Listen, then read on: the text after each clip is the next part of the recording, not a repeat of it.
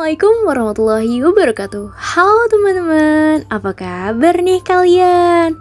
Nah, pada kesempatan kali ini izinkan saya menyampaikan suatu paparan terkait dengan kegiatan program stimulasi yang berjudul Fabbling Bee, merupakan singkatan dari The Fun of Babbling Baby.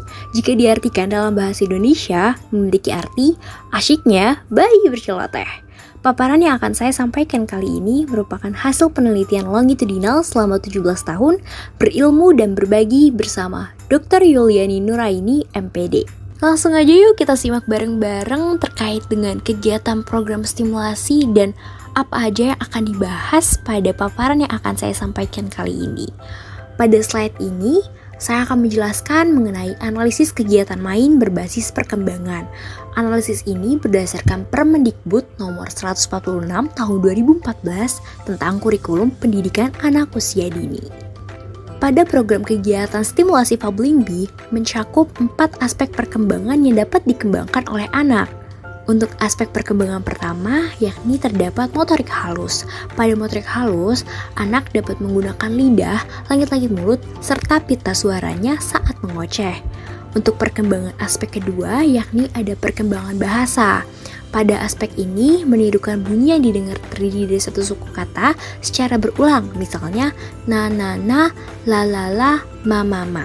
Untuk aspek ketiga, yakni ada aspek kognitif. Pada aspek ini, ketika berceloteh, anak menatap layar kamera yang diarahkan oleh ibu dan sesekali menatap wajah orang yang ada di hadapnya. Dan untuk aspek keempat, yakni ada aspek perkembangan sosial emosional. Pada aspek ini, berinteraksi dengan sang ibu atau anggota keluarga lainnya dengan cara mengoceh atau saat anak berceloteh. Gimana nih teman-teman, banyak banget kan aspek yang didapat jika kita menerapkan program kegiatan stimulasi Fabbling Bee ini. Ya, kita langsung lanjut aja yuk ke pembahasan selanjutnya.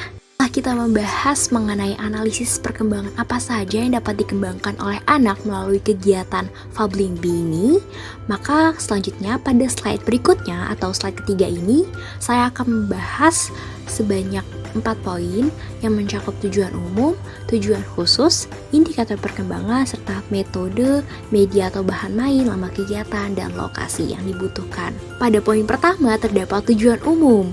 Tujuan umum di sini untuk mengembangkan keterampilan bayi dalam berkomunikasi serta merangsang perkembangan bahasa anak sejak dini. Ocehan atau celotehan bayi dapat melatihnya untuk menggunakan komunikasi baik verbal dan nonverbal agar anak atau bayi dapat mengekspresikan keinginannya baik ia dalam merasa senang, puas, bahkan sedih. Pada poin kedua terdapat tujuan khusus. Ada 4 tujuan khusus yang didapat melalui stimulasi dari Fabbling Bee. Pertama, mengasah kemampuan bayi dalam berbicara. Kedua, bayi mampu merespons dengan menoleh ke arah sumber suara. Ketiga, membantu sisi kiri otak mengendalikan perkembangan sisi kanan tubuh bayi dan sisi kanan otak mengendalikan sisi kiri. Sisi kiri otak bayi juga dipercaya dapat mengendalikan bahasanya. Dan tujuan khusus keempat yakni melatih kemampuan berbicara dan berbahasa bayi yang sesuai dengan usianya agar dapat dikategorikan termasuk dalam indikator bayi yang sehat. Selanjutnya pada poin ketiga terdapat indikator perkembangan lagi nih teman-teman. Indikator ini dirujuk dari Standar Nasional PAUD Permendikbud nomor 146 tahun 2014. Ada beberapa poin indikator. Yang pertama, mulai mengekspresikan wajahnya saat berceloteh, mendengar suara-suara yang telah distimulasikan kepadanya, bayi menunjukkan kemampuan berbahasa reseptif atau menyimak dan membaca, merespons suara orang yang dikenal oleh bayi, kemudian menirukan bunyi yang didengar terdiri dari satu suku kata secara berulang, misalnya na na na, la la la, ma ma ma. Dan ada indikator yang terakhir nih, yakni menunjukkan reaksi melalui ekspresi wajah dan gerak tubuh saat berceloteh di depan layar kamera. Kemudian metode yang digunakan pada kegiatan Fabbling Bee ini apa sih? Nah, metodenya yang digunakan ini merupakan praktek langsung yang tentunya harus didampingi oleh orang tua maupun keluarga dan kerabat. Media atau bahan main, ya yang pasti orang tua, baik ibu maupun ayah. Yang kedua ada keluarga atau kerabat terdekat. Dan yang ketiga bisa melalui alat permainan edukatif yang memiliki suara. Lama kegiatan dari stimulasi Fabbling Bee ini membutuhkan waktu 2 hingga 5 menit. Lokasinya itu bisa indoor maupun outdoor. dan tentunya lokasi yang aman untuk anak. Selanjutnya teman-teman, pada slide berikutnya terdapat urutan kegiatan stimulasi saat bermain Fabling Bee. Nah, pertama, ada tahapan di mana pra-kegiatan bermain atau sebelum anak bermain. Pada saat ini, anak mulai memperhatikan layar kamera yang sedang merekam dirinya sambil berceloteh kata na-na-na yang berulang dengan kondisi mata yang masih menatap layar. Bisa teman-teman lihat pada video yang ada pada paparan kali ini bahwa Arsen sedang melakukan apa sih?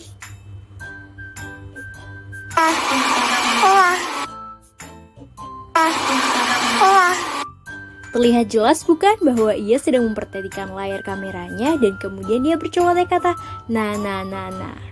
Kemudian pada slide berikutnya terdapat ada beberapa video di mana Arsen saat kegiatan bermain berlangsung. Untuk video pertama, teman-teman bisa lihat terlebih dahulu ya.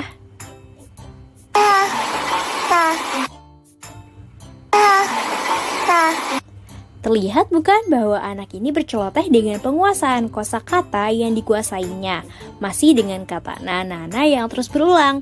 Dan pada kegiatan kedua saat bermain berlangsung, bisa dilihat dulu teman-teman videonya.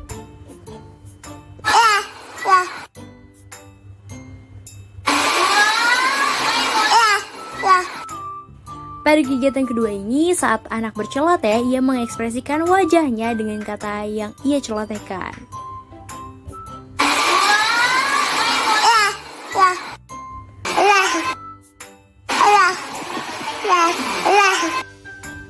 Untuk kegiatan ketiga yang telah dilakukan oleh Arsen saat bermain berlangsung, anak terus berceloteh dengan ekspresi yang ia tunjukkan melalui celotehan kata la yang terus diulang sembari menatap wajah orang di sekitarnya, yakni wajah ibunya Arsen.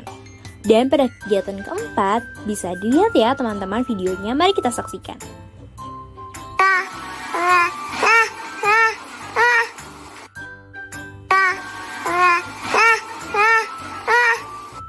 Pada kegiatan keempat terlihat bahwa ketika anak berada di kedekapan ibunya, ia masih melanjutkan celotehannya dengan kata na atau ya mungkin bisa juga dia menyebutkan mama ya. Nah, kita sudah berada di akhir kegiatan bermain yang dilakukan oleh Arsen nih. Mari kita simak dulu videonya.